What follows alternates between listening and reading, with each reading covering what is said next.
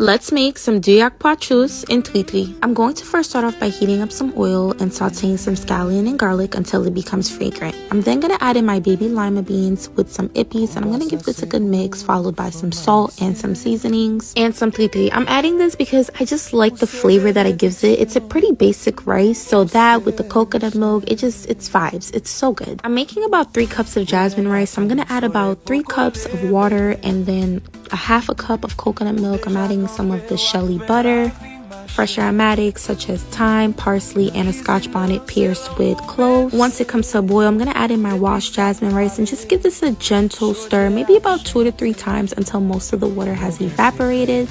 And then I'm going to cover this with aluminum foil. Feel free to use parchment paper or nothing. I've never done it that way, but I know you can.